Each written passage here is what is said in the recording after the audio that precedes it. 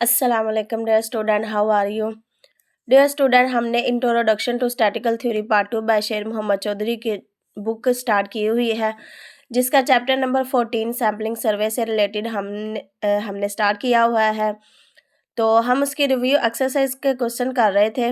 Last video में हमने उसका जो क्वेश्चन नंबर 14.40 है वो हमने कंप्लीट कर लिया था। आज हम उसका नेक्स्ट क्वेश्चन देखते हैं।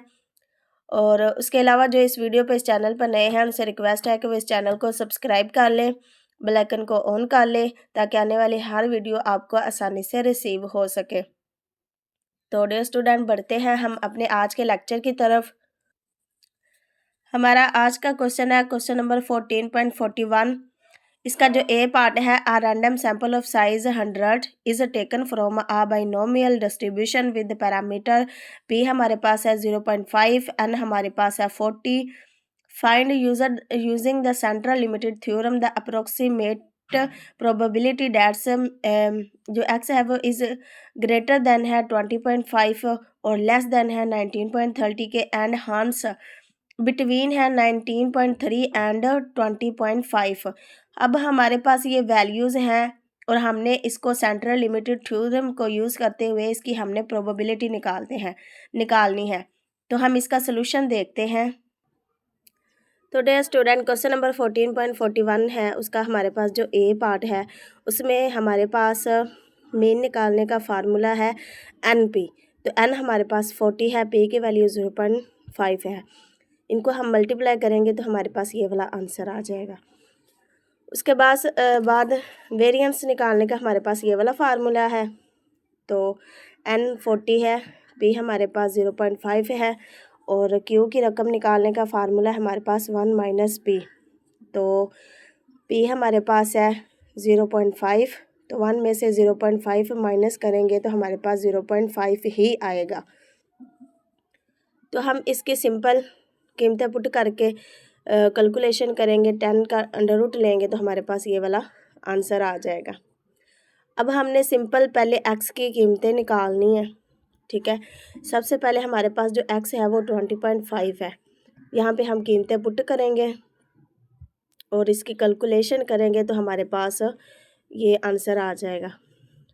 अब देखें यहाँ पे प्रोबेबिलिटी इनको सॉल्व करने पे हमारे पास आंसर आता है 1.58 और उसके बाद हमने जी टेबल में 1.5 को 8 में देखना है तो हमारे पास ये वाला आंसर आएगा। और चूंकि ये प्रोबेबिलिटी हमारे पास पॉजिटिव है, यानी ये पॉजिटिव इन्फिनिटी पे आई है, तो हम 0.5 को माइनस करेंगे, ठीक है। उसके अलावा इसमें से हम इसको माइनस करेंगे तो हमारे पास ये वाला आंसर आ जाएगा। उसके बाद हमारे पास जो प्रोबेबिलिटी एक्स की वैल्यू 9.3 दी है, हम वो पुट करेंगे, इसके कैलकुलेशन करेंगे तो हमारे पास ये माइनस में आ जाएगी। अब ये माइनस में आई है तो 0.5 में इसको ऐड करेंगे तो हमारे पास ये आंसर आ जाएगा। उसके बाद उन्होंने बोला है कि इन दोनों के बिटवीन, तो ये हमारे पास 19.3 है, 20.5 है। 19.3 की प्रोबेबिलिटी -2.2 है और 20.5 की 1.58 है, ये वाली। अब हम इसकी वैल्यूज़ देखेंगे, -2.2 को 1 में देखेंगे, ये वाला आंसर आएगा। 1.5 को 8 में टेबल में, जी टेबल में, तो हमारे पास ये वाला आंसर आएगा। और इन दोनों को हम ऐड करेंगे, हमारा ये वाला आंसर आ जाएगा। तो ये था हमारा क्वेश्चन नंबर 14.1 का ए पार्ट जो यहाँ पे कंप्लीट होता है। उसके बाद हम इसका बी पार्ट देखते हैं।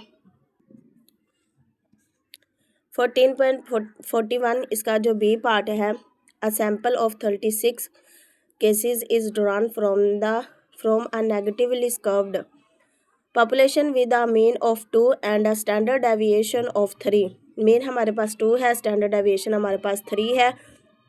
What is the probability that the sample mean obtained will be negative? How many points must we go from the mean to include 50% of all sample mean? तो इसकी भी हमने प्रोबेबिलिटी निकालनी है, तो हम इसका सोल्यूशन देखते हैं। क्वेश्चन नंबर 14.41 का जो पी पार्ट है उसमें हमारे पास n गिवन है 36 और मीन हमारे पास है 2, स्टैंडर्ड डेविएशन हमारे पास है 3। जी का ये फार्मूला है, इसमें हमने कीमतें पुट करनी है और इसके सिंपल कैलकुलेशन कर लेनी है। अब यहाँ पे हमारे पास x की वैल्यू नहीं है, तो सबसे पहले हम x की वैल्यू निकालेंगे। 0.5 डिवाइड हो रहा है तो z के साथ जाके मल्टीप्लाई होगा। 2 इधर माइनस हो रहा है तो इधर जाके प्लस हो जाएगा। ये हमारे पास x की वैल्यू आ गई है। उसके बाद हमने फ़र्ज़ करना है कि जो x है वो विल बी नेगेटिव इफ़, अगर जो x की वैल्यू है वो नेगेटिव है तो वो 0 से लेस देन होगी। तो यहाँ पे हमने इसको 0 के लेस देन करना है, इसको हम करेंगे ऐड और यहाँ पे इस तरफ ये पॉजिटिव है तो z की दूसरी साइड पे आके ये नेगेटिव हो जाएगा। तो z की जो 4 पे है वो हमारे पास 0 प्रोबेबिलिटी है, ये अप्रोक्सीमेटली है। तो ये सिंपल सा हमारे पास 14.41 का बी पार्ट था। तो होप्स के आपको ये क्वेश्चन समझ आ गया होगा। इसके बाद हम इसका नेक्स्ट क्वेश्चन देखते हैं। 14.42 का जो ए पार्ट है वो हमारे पास थ्योरी है, वो पिछले लेक्चर्स में हम इसकी प्रॉपर्टी डिस्कस कर चुके हैं। इसका बी पार्ट देखते हैं। Random sample of size n are drawn with replacement from the population and their means x1 and x2 computed. If mean one जो है वो 10 है, वेरिएंस 1 जो है वो 2 है, मीन 2 8 है, वेरिएंस 2 हमारे पास 1 है। Find the probability that the difference between a given pair of samples means is less than 1.5, greater than 1.75 and less than 2.5। तो हम इसका सोल्यूशन स्टार्ट करते हैं। क्वेश्चन नंबर 14.42 का बी पार्ट है।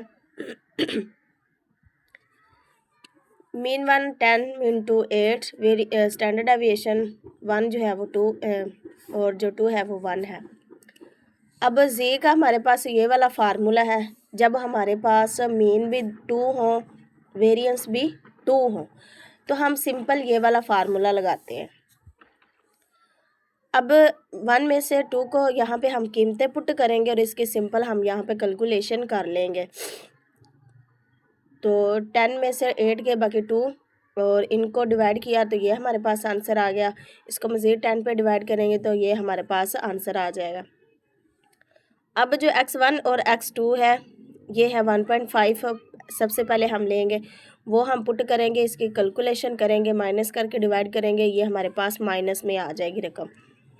उसके बाद 1.5 की जो प्रोबेबिलिटी निकली है हमारे पास 2.236। अब इसमें हमने 2.2 को 3 में देखना है, जी टेबल में हमारे पास ये वाला आंसर आ जाएगा। उसके बाद हमारे पास 1.75 है, उसको हमने पुट करना है, 2 को माइनस करके इस पर डिवाइड करेंगे तो हमारे पास ये आ जाएगी -1.118। अब लास्ट पे हमारे पास है 2.5 तो ये आपने यहाँ पे इसको पुट करना है, 2 में से माइनस करके इसमें से डिवाइड कर देना तो हमारे पास ये वाला आंसर आ जाएगा।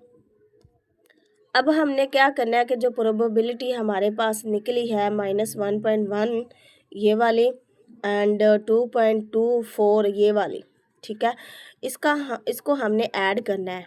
तो ये हमारी माइनस वाली है, ये देखें यहाँ पे आपको नज़र आ रही होगी ग्राफ में, ये माइनस में है तो इस पे 0.5 ये यहाँ से लेके यहाँ 0 तक होगी और ये वाली 0 से लेके 2.4 तक होगी। ये दो प्रोबेबिलिटी है हमारे पास। अब ये 1.1 को जब हम 2 में देखेंगे ये हमारे पास रकम आ जाएगी। ये देखें ये 1.1 के बाद 1 है ना और इसके बाद 8 है, तो यहाँ से राउंड ऑफ होके यहाँ पे 2 बन जाएगा, तो ये हमारे पास 2 आ गया। 1.1 को हम 2 में देखेंगे ये वाला हमारे पास आंसर आएगा और 2.2 को 4 में देखेंगे तो ये वाला आंसर आ जाएगा। फिर हमने इन दोनों को ऐड करना है तो हमारे पास सिंपल ये वाला आंसर आ जाएगा। तो डे स्टूडेंट यहाँ पे जो हमारा क्वेश्चन नंबर 14.22 है वो भी कंप्लीट होता है और इसी के साथ हमारी आज की वीडियो है वो भी कंप्लीट होती है। मिलते हैं नेक्स्ट वीडियो में।